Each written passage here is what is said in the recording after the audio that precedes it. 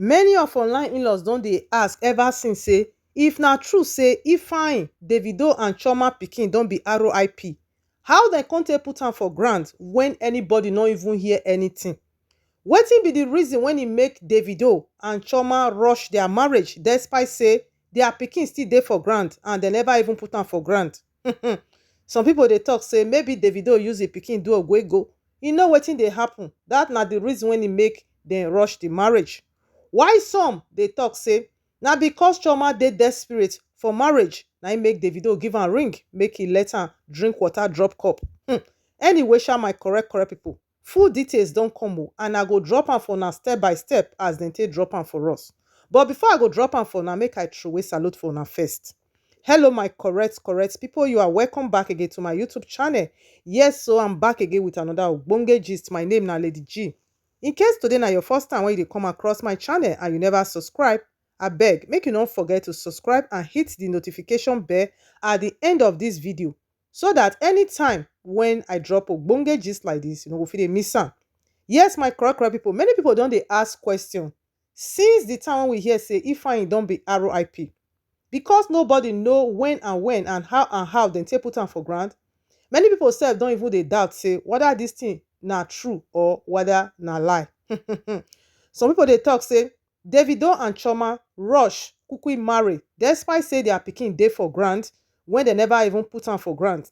While some people dey talk say that mean say Davido and Chioma know wetin dey happen na im make dem rush the marriage. Some even accuse Davido say maybe e take the pikin do ogwego because dem no see any parents wey go be say dem dey in state of mourning, pikin dey for ground, dem never put am for ground. The next thing na for dem to dey do marriage, dey celebrate. Anyway my correct people, I go drop the full detail for now. Dem take drop am for us, na so me myself I go still take drop am for now. Make I first read am for now before I go come chook mouth for the matter the way me I see am. Dem come talk say Davido secretly married his longtime lover Chioma Roland barely 5 days after their son kpai. Una don hear so? Na im dem do the marriage. It was gathered that Chioma's kinsmen have stopped the to put am for ground of Ifyanyi by the Adeleke's family, claiming that the deceased was their son since Chioma was not legally married. Now don't see am. The reason be say because when Ifyanyi be RIP, the kinsmen of Chioma, dem no let the Davido take full possession of that pikin. Dem no fit put am for ground. Dem no get any rights over that pikin body. The reason be say Chioma kinsmen say because Chioma is not legally married to Davido. And they talk say for Igbo land, if e be say you never pay woman bride price, even though say the woman kpai or the pikin kpai, na the family of the woman na dem get that pikin. This na wetin happen for Ifyanyi body. Dem come still talk say recall that the internet was set abuzz on November 1st over the report of the kpai of their son Ifyanyi, who drowned in a swimming pool at his father's residence in Banana Island, Lagos State, by the Adeleke family, claiming that the deceased was their son since Chioma was not legally married to Davido, a traditional practice in part of Igbo land. Una don see am say na tradition wey dem dey practice for some part of Igbo land. According to Daily Sun, Chioma's bride price was paid on Friday. Now see am, for those of now when you first come out take hand knack chest talk say by thunder by fire, if person carry gist come give una, hey, e too dey lie, e too dey lie. Now don dey see am now say dem no get the time when dem first take pay Chioma bride price. If no be this Ifyanyi matter now, we for not even still know the truth. Now so na for still dey argue day and night. Then you come talk say November 4, 2022 is a quiet and secret traditional marriage ceremony in Lagos before the deceased was to be buried on November 5th. Now don't see that thing now. Now don't see the way they take write am. Which parents go celebrate for inside this kind thing? Then do marriage on the 4th. Then on the 5th, a day after, now they want put Ifyanyi for ground. Meaning that Ifyanyi still dey for ground. They never even put am for ground finish. Now Davido and Chioma do marriage. And una see it is clearly stated the reason when he make them do that marriage like that. No be the way una dey take am like pepper dem gang, una dey do am like say na Chioma win the crown. Anybody when e talk, una go attack the person from left and right. Any of their Adeleke wives when e talk, una go talk say na because e no get Chioma character, na im make dem no marry, na im make their marriage no work, na im make, una just take am dey attack everybody. Meanwhile, these couples, the thing wey dem make dem do this thing like this, no be the way wey people dey claim am say, na wow, Chioma is so desperate for marriage. She have no choice. It's simply the traditional practice of some part of Igbo as they take write am for Igbo land, as they take write am for here. Now tell me, which parents go dey happy say if pikin dey for ground, e still dey cry, then they go dey put ring for im hand, e go dey celebrate. Make una dey take this thing easy now. Una dey add pains join Chioma pains. If some of una wan talk now, because some people e dey fast for them to conclude, dem go talk say, na jealousy na you dey, na because your favorite e no marry am. Tell me for the comment section if that kind of marriage na wetin you wish for yourself or for your loved one. Since people dey jealous the kind of marriage when Davido and Chioma do, let us know whether you yourself go wish that kind thing for yourself, that kind of marriage na you pray for. If e be say you never marry, or you wish that kind marriage for your loved ones, then do the marriage on the 4th so that they go fit put that pikin for ground. Pikin wey don reach 5 days for ground, e don almost reach 1 week. That means say na that traditional right na dem dey wait for, na im make dem no fit put that pikin for ground. So did you expect Chioma to talk say because of wetin online in-laws go talk, she no go do am? Any mother can go to any length for their pikin. These na some things wey most of una no understand.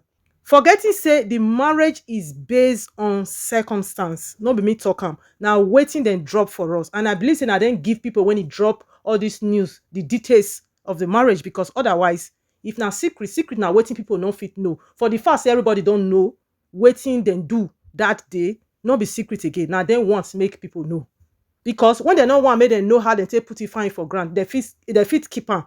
So if e be say this marriage now, the thing can't come out automatically, na dem want make people know. Leave her alone, leave him alone, they are still money. Who tell you say to more pikin e get specific time when you go fit more pikin reach? You fit get 100 pikin, one comot, you fit more only that one for the rest of your life. That pain, that emptiness is always there. Dem come still talk say the final marriage rites were to have been concluded in Chioma's hometown in Imo State on Monday, January 2nd, 2023. Now that one be the recent one when dem go do for Chioma village. When I say Chioma papa for show, when they just do recently, now when they talk say they don finally go pay her bride price in full. And people come dey wonder say, how as these people hide this thing reach? And na something make them do this marriage like this. How come the one for their pikin, nobody know when and when? How dem take even put am for ground? Some people sef even dey ask me say, Lady G, when you wan chook mouth put, they don put this pikin for ground, abi they never put am for ground? Make una see me o. I no be Davido family member. Na the thing when they come drop for us online, now we dey come drop for now. So my crocodile people, why I carry this gist come? Una see am say one certain time, gist lover carry matter come talk say Davido and Chioma don secretly marry, and e no tell us how dem take put Ifyanyi for ground, and e give us some details.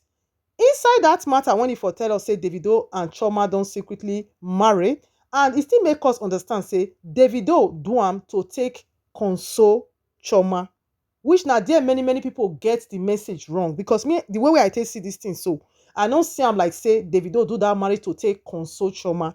Na Chioma traditional right when Davido is obliged, they are obliged to do it. If they don't do that marriage like that, there is no way they will fit put that pikin for ground. And those of now when they feel say, if na true say that pikin don't buy, how come they can't seal the whole thing? Nobody even know when and when how they take put am for ground. Yes, some people, very close friends, tell me say for Yoruba land, if pikin when it's small like that be RIP, they know that is then they forbid papa and mama no go fit see that pikin before they go put that pikin for ground. They no go fit see am. So imagine waiting Chioma and Davido go pass through that period. That is, this na pikin when be say they no dey around when the pikin be RIP. The only time when they take call them, when they take rush come, now they take see that pikin finish for there. Till today they don't see that pikin again. So you dey think now say the thing when e go consign them pass now to come they do pepper them gang. Na me win, na me be Mrs. Adeleke, na me carry the crown, na me this. Now una think say now that kind of thing na go dey ring for her mind right now. Make una no dey push Chioma to dragging, or make una no dey push Chioma to place when be say people go dey look her as a bad person, as if say all these things when she pass through it is not enough. Now dey push Chioma to dragging. If people dey drag Chioma today, or they talk things when e no good for Chioma or Davido body, na the one I take paint the picture, because una no gree leave other people alone. All the other women when e dey for Adeleke compound, they don marry, the marriage no work because their character no be like Chioma, because Davido don marry Chioma. E come be like say na tontonri na dem take the marriage do. Yes, we know say Davido and Chioma dem like pepper dem gang well. Yes, that one we no fit argue am, but I no think say they go just like am, dey enjoy am to the extent of their own pikin. Una see the condition when e make dem do that marriage. No be because say yes, Davido go marry Chioma, people say e don already promise am marriage. Yes, my own point of view is that yes, Davido really promised Chioma say na 2023 na dem go marry. We no know when, e no fix date, e never fix date, but im tell us say na this 2023. But no be everybody still believe that 2023 when Davido talk. Why? Because e don first promise something like that, even go to more extent than this one when e even just promise 2023. That one e engage am publicly, e announce everything, so people really put hope for that assurance 2020. E no do am, we no see anything. After some years, we come dey hear say e dey promise another one, say na assurance 2023. So that one, many people still dey doubt. Mind you, many people dey wait till the day when Davido go do the final wedding before they go believe say yes, na true this guy talk. No be everybody just believe say because Davido don first talk say he go marry Chioma 2023 and he go really marry am. Wetin come first happen to 2020? So no be everybody get that belief. They wait for that special day. But as this pikin come now, and then specifically just write and say na because of this pikin condition I make them do this marriage like that. But wetin make online in-laws dey come dey take am like say na me win o, na we win o, hey, na we win o. They dey do am like say na one kind thing. They don't even change Chioma to Saint Chioma. Anything when it happen now, they go push am to Chioma. Anybody when you do anything, they go push am to Chioma. Say you no get Chioma character, now make your marriage not work. You no get Chioma character, now make your relationship not work. Sote. I even see one video when they go viral some days ago when it concern Alese Kumbo and then ES babe when he did for Yankee. Sharp, they don't channel am to Chioma. That is Chioma. This is why Davido marry Chioma. Chioma can never come online. Anything when it don't happen, it don't concern relationship, they go just channel am to Chioma. Abeg, make everybody live the way God take create them. Me, I no go fit dey behave like another person just because for online in-law. I no fit carry another person brain. Everybody get different brain how God take create am. Even twins when e be say they come out for the same woman belle, there is no way when e be say they go get the same character. Na different character they get. So una see where una dey get it all wrong, in the sense that this marriage they do am because they wan take am help their pikin. Not be because of say they do want to take they make everybody they feel bad, or other people when we say they never marry now, that automatically they are nobody. Because if they do want really the one that they take on, we don't see one picture when it come out. No one picture, no detail, nothing to show say yes, these people they don't marry. Now only write up and talk. No even one thing you say now this one I go show say yes, these people don't marry. Apart from the ring when we see for their hand, that ring, anybody fit put ring for hand. I'm not telling you say they're not married, not be that one they talk, but wetin I dey tell una be say that marriage is based on something else, not be wetin una dey think. Now im make am no picture, nothing to take show say they do marriage. Because the condition when they take do that marriage, who go come they take picture when she still dey cry? Which mama go gree pikin dey for ground when you don't buy? Then they go they marry you, then you go they happy, you go they celebrate. Because it is obvious say she no get choice. She do it for her pikin. Nobody go pray for a pikin to marry like that. Did you ever pray to end up as a married woman the way Chioma take do in marriage? I want make una answer for the comment section. Una want be say una carry this thing like say tomorrow no day. The kind marriage when Chioma do, you pray make your own marriage make it be like that. She married out of circumstance. So make una not come dey turn the thing around like say everybody other, say people that is nobody dey important again just because say Chioma don't do marriage. Chioma do that marriage to show the love. If na only that one be the one wey go fit do, the last thing wey go fit do for a pikin, he do it to show love to a pikin. Chioma no dey desperate o, as most of una dey claim say he marry am because he value marriage pass the pikin. Now they think that one and now they talk am the way una want am. Chioma do am. Chioma no get choice. He have to do am. Davido never ready to just marry Chioma. Even though say Davido wan marry Chioma, you see the marriage as e be now. E be like say na marriage when e be say they arrange for small small. They be like say they arrange am for them. Davido of that is, as Davido big rich, he no go fit do marriage like that. But he is obliged to do it. Just the same way Chioma is obliged to do it. So maybe we no dey take this thing like say we no dey hear word again every day and night. Chioma don marry now. The rest make dem learn for Chioma, dem do this one. Automatically they just forget about the innocent pikin. Now the marriage, they just take that one. Whether they take am just distract people, I don't know. So my correct people, I go see am say Sophia Momodu matter no go ever comot for these people mind, because when I see am say Gistlover carry this matter come, but I see where he emphasize on na Sophia Momodu side say she no send condolence, say the other baby mamas send them condolence. What are your proof? Wetin you go fit take show us say yes, these people they send condolence, since now then they give you details who send condolence and who no send condolence. If the rest send condolence and Sophia Momodu not send condolence and they can't drop the gist like that, it is obvious say all they communicate with Gistlover, they give them detail. If not, how it no, and we know say Gistlover they carry things with receipt. If you carry the receipt, can't drop them. So it is still the same people when they after Sophia Momodu down for, now they still they give all these details to Gistlover, make it talk, and so that people go from there they drag her. So now see where the whole matter they come. Now the way I see and so I take talk more. Why I just carry this gist come? I just say make I let you know. Say people when they talk say, how they take put it fine for grant? They don't put it fine for grant. It's not saying they must come publicize them. Everybody go say and say this now how they take. If now that one will be the way say this one are the video how they take put it fine for grant. Because for Yoruba culture as they talk, they say the papa and the mama, which is Davido and Chioma, no fit see small pikin when he don't buy. You know fit see am. Even the place when they for put am for grant, they no go fit see am. Na im be their own culture, because the pikin too small and the way e take buy, the something dey mysterious. So number 2 for inside be say Davido marry Chioma not be because say the way online law they take am like say na pepper dem gang. Na because of their pikin na dem do that marriage. Na make them do am in that kind condition. Yes, Ifyanyi na Davido pikin biologically, but by right no be Davido pikin based on Igbo people culture, because he never pay Chioma bride price legally the time when Ifyanyi still dey alive. Therefore, Ifyanyi no be pikin by right, but biologically na him pikin. Na him make them do that marriage, not the one na dey turn am upside down. I believe say most of una go know now. Some people know, but they just dey pretend. They just won't create wahala for nothing. Davido and Chioma do that marriage to take pay the last respect to their pikin. Not the one that they take and say nobody get character again, nobody they behave well again, nobody fit stay husband house again, nobody fit marry again because they not be like Chioma. I not believe say Chioma even know all those things, or whether even say all those things. I just feel say some people just they imagine about themselves, or that they look for a way to drag other people. And these same people when they talk now, they not even, then when they say leave am alone, let am money peace, they no money pikin one day. The only thing when they do since when that pikin be RIP now, only dragging, either they drag, they curse people, they drag, they lay curses, and you say you they help Chioma the more.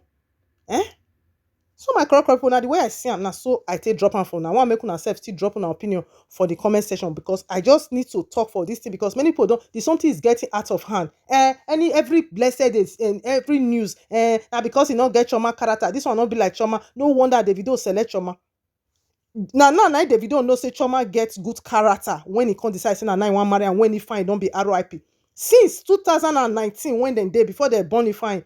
Chioma not get all this character when he get. Waiting hold Davido that time. So this marriage is based on circumstance. Although Davido don't already promise Chioma say they go marry 2023, but nobody trusts Davido because he don't first promise before. He don't stand by a promise. Not until when Davido for don't do that marriage.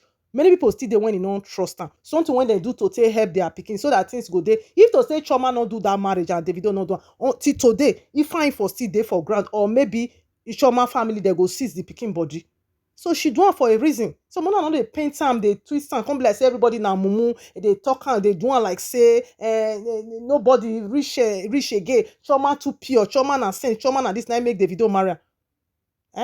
Yes, I not say Davido don't love Chioma. With all indications, Davido love Chioma. Maybe not get me wrong. I know say some people they want a bit twist word. But this particular marriage now, not be because of say he love Chioma. He loved Chioma before. This one now because of Ifyanyi na didn't do am. So now when you don't let people hear word, make una let people hear word. Anyway, shall we still they pray, make God still continue they give them the strength to bear am. Yes, make una drop una opinion for the comment section. As I take see am, na so I take drop am for now. I go see una very soon for my next video. Don't forget to subscribe. Click the notification bell for more updates so that anytime when I drop ogbonge gist like this, you no go fit dey miss am. And now be my returning subscribers and viewers. God will bless una for me. I go see una very soon for my next video. Have a blessed day. Bye bye.